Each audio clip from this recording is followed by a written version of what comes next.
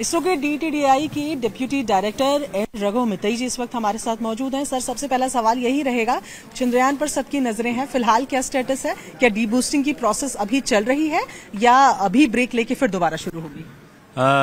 Actually madam, आपने भी पता होगा, हमारा एक्चुअली प्रोपल्सन मॉड्यूल और लैंडर सेपरेशन हो चुका है और अलग अलग ऑर्बिट में जा रहा है।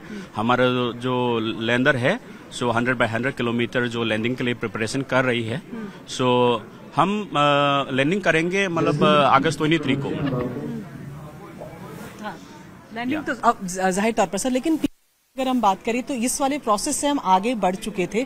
क्या कुछ खास इस बार किया गया है? विक्रम लैंडर की अगर बात करें, जैसे कि आप बता रहे थे कि लेग्स को स्ट्रॉन्ग किया गया है, एक इंजन को 4 इंजन के साथ इस बार विक्रम जा रहा है, तो पिछली बार की तुलना में क्या तैयारियां हैं इसरो की कि सॉफ्ट लैंडिंग की कोशिश रहेगी? एक्चुअली तरफ मतलब हमारा चंद्रयान 3 का देख जाए तो चंद्रयान 2 का मतलब कंपेयर किया तो हमारा चंद्रयान 3 अभी अपडेटेड मिशन है। सो कई जगह में एक्चुअली वो अपडेट किया हुआ है, इम्प्रूव किया हुआ है, इसीलिए हमको बहुत होपफुल है कि मतलब इसमें लैंडिंग सक्सेस हो जाएगा। क्योंकि जो पहले जो चंद्रयान 2 में लैंडिंग कर नहीं पाया वो सिचुएशन अभी नहीं होगा।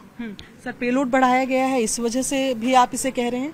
नहीं, एक्चुअली पेलोड का नहीं है, पेलोड तो ऑलमोस्ट सेम ही है, मतलब कॉन्फ़िगरेशन। लेकिन एक्चुअली इसमें सम सेंसर, हम सेंसर कहते हैं, वो जो लैंडिंग के लिए जो हेल्प करता है, मदद करता है, उसको एक्चुअली हमने काफी इम्प्रूव किया हुआ है और 1-2 सेंसर भी ज्यादा डाला है। उसका लेग भी काफी हमने मतलब मजबूत किया हुआ है। तो उम्मीद पूरी की जा रही है कि इस बार सॉफ्ट लैंडिंग हो। सर, एक सवाल जो सबके जहन में है, क्योंकि बताया जाता है कि जब तक लैंड नहीं कर रहा है विक्रम लैंडर जो है, वो इस तरीके से फ्लोट होकर चलता है और उसे 1 डिग्री लेनी होती है लैंड करने के लिए, लेग्स लगाने के लिए। शायद पिछली बार यही कहीं गड़बड़ हुई थी। नहीं, गड़बड़ तो कही नहीं सकता है। एक्चुअली वो क्लोज आया था, मतलब it was only 7 seconds left, 7 seconds के ही मतलब वो कुछ कारण हुआ था, लेकिन बहुत क्लोज नजदीक तक आया था पिछले बार भी। सो इस तरह भी सेम अभी मतलब वही मिशन का लैंडिंग सीक्वेंस तो ऑलमोस्ट सेम ही है, लेकिन हमने actually by design, by testing, everything हमने पूरा काफी मतलब इम्प्रूव किया हुआ है। सर, एक बहुत अहम बात जो आपने आज यहाँ पर बताई है वो स्लीपिंग और वेकिंग सर्किट के बारे में बताइए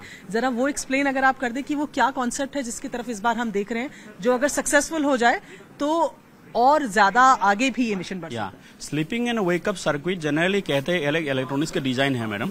सो इलेक्ट्रॉनिक्स के डिजाइन में क्या कहता है, मतलब अगर आप सो रहे हैं तो मतलब बिकॉज चांद में बहुत ठंडा है, सो ठंडा का वजह से एक्चुअली इलेक्ट्रॉनिक्स काम नहीं करता। इतना ठंडा है कि it goes to -180 degree centigrade. So इसमें इलेक्ट्रॉनिक्स काम नहीं करता है। सो अगर आने के लिए उसको पहले मतलब गर्म होना पड़ता है, हीट चाहिए। सो इसके लिए एक्चुअली उसको मतलब पहले उसको गर्म करना है, उसके बाद वो मतलब चार्जिंग और बैटरी चार्जिंग ये सब फंक्शनरी शुरू करना है। इसको वेकअप एंड सर्किट कहते हैं। सो इलेक्ट्रॉनिक डिजाइन का मतलब is part of the design lander itself. इस बार लैंडर में ही है, लैंडर और रोवर दोनों में। तो अगर ये हो जाता है तो जैसे ये सवाल भी पूछा गया था, तो क्या माना जा सकता है कि जो अभी मिशन हमारे हमारे अर्थ के हिसाब से 14 दिन का है, वो बढ़ जाएगा अगर ये ढंग से काम हो गया तो? यस, अगर ये सिस्टम सही से अगर काम होता है तो मतलब उसका मिशन भी वो आगे बढ़ता रहेगा, मतलब वो एक्सपेक्ट करता रहेगा। सर, उसको उम्मीद है हमारा। अच्छा, और आखिरी सवाल मेरा यही कि एटकिन बेसिन को ही क्यों चूज किया गया है? क्या कोई खास कारण है? एटकिन बेसिन बेसिकली क्या है, मतलब जो एटकिन जो ये है ना, जो हमारा जो लूनर का साउथ पोल है उसका एटकिन का क्रेटर में ही है। सो लेकिन हम एटकिन क्रेटर में नहीं जा रहे हैं, लेकिन एटकिन क्रेटर तो पूरा almost close to pole only, लेकिन हम 69 डिग्री साउथ लैटिट्यूड में जा रहे हैं उसका आसपास से।